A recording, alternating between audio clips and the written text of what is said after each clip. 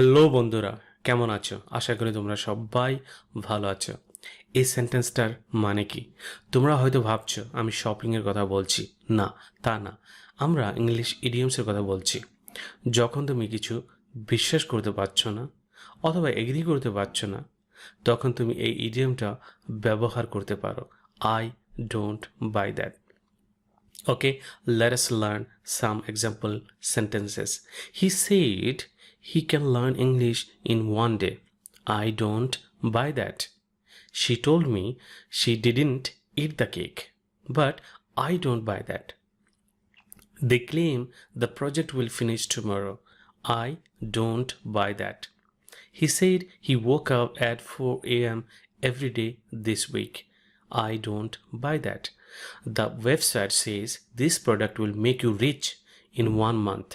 I don't buy that. If you like this short lesson, please like, share, and subscribe to Hello English for more Bangla style English learning. See you in the next video.